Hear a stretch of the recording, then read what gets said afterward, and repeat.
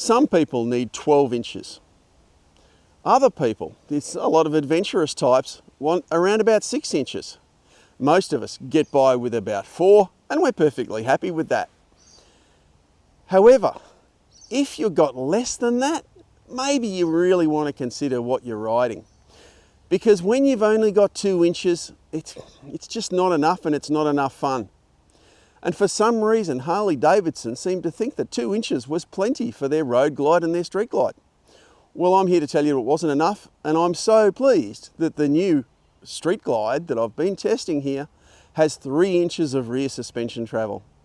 Although 3 inches is still not as much as I'd like, it's a damn sight better than 2. 50% better indeed.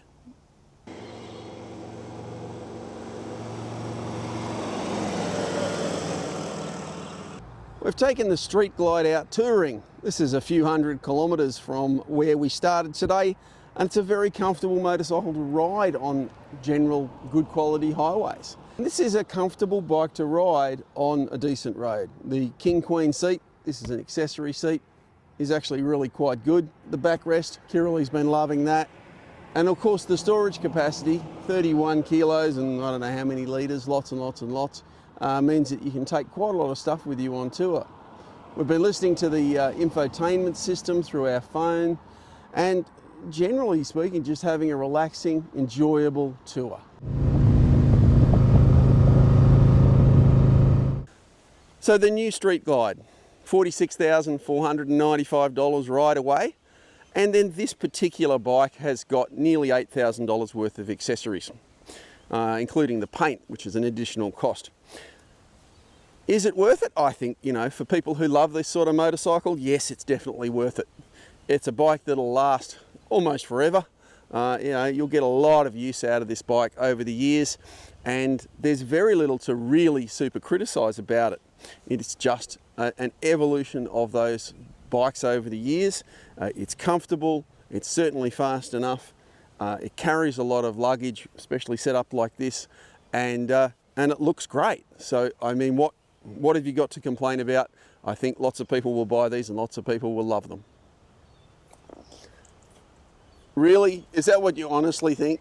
$46,495 or $54,000 set up for touring like this is a ridiculous amount of money for a motorcycle that, when you can buy a Pan America for a hell of a lot less money, or a squillion other motorcycles that are more versatile than this for that sort of price. I mean, check it out. The suspension's still only 3 inches at the rear. It's still not going to work over any rough roads.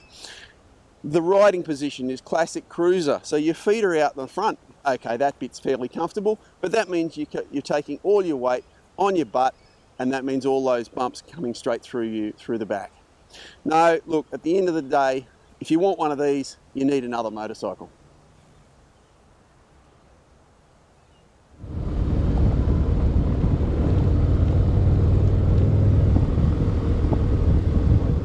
Now, this particular bike's got quite a few little additions to it, but at its core, it's the new bike. Now, this is the biggest upgrade they've made in the best part of a decade, and it's made it a much better motorcycle. Some Harley fans will be a little bit disappointed to see that some of the shapes, like the classic teardrop tank shape, is gone, and it's been replaced with this new style. But Harley put in a lot of effort to try and make sure this style worked with the way people want to customize their bikes.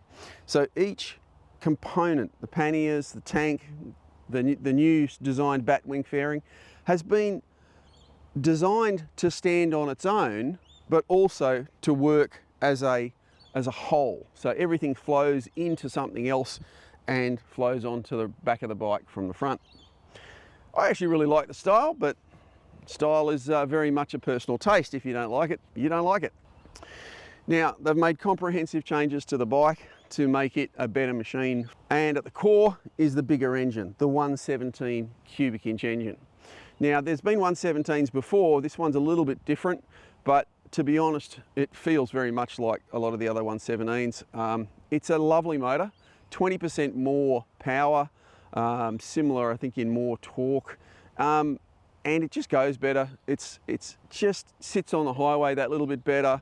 It accelerates that little bit better, and it also accelerates a little bit better because it's a little bit lighter. Okay, not massively lighter, but a little bit lighter. And again, that's apparent, but not super obvious when you're riding it, when you're manoeuvring it, and when you're using it. Behind the left shock absorber of the Street Glide is this hydraulic adjuster, and you can see it's set quite soft, so I'm about to wind that up to be more compliant with a passenger and a load. And it works a whole lot better, especially when you put a passenger on the back. And when you do that, on most reasonable roads, it's actually a pretty comfortable ride. The feet key fob can sit in your jacket. You can open your fuel cap with that. But if you want to lock the steering, lock the boxes, you need to use the key. That's a little bit disappointing. Up front, we've got high tech. We've got this massive info display, which runs your audio system, runs your navigation, and it's got Apple CarPlay. Now, Apple demand a microphone. So Harley are now supplying a Harley-Davidson badged Sena communications unit with the bike. If you want one for your passenger as well, you'll have to buy that separately. I used a pair of Sena ones with myself and my girlfriend on the back, and we got them to work in with the bike reasonably well. The only problem we had was the wind noise would activate the voice operation, and so it would cut in a lot. So we just learned to switch our microphones off when we didn't need to talk to each other. Apart from that, it worked really well. You can hear through your headphones really well. Audio's clear because this bike cuts the wind very well. So even at highway speeds, it's not particularly noisy. And while I'd never say to anybody you don't need to wear earplugs on your motorcycle, on this bike, with this 8-inch screen, this optional screen that the Harley's fitted to this particular bike, most of the breeze was going over my head.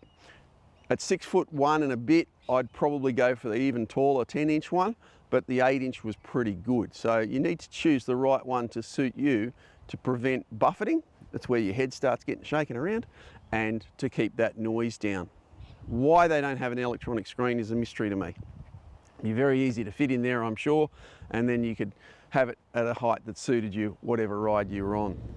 This bike, it's great on freeways, it's great on highways, it's great on a smooth, gently winding road. A very tight road with lots of twists and corners is going to be a handful, but in general, for the sort of riding that this thing's designed for, most people will have a great time riding it.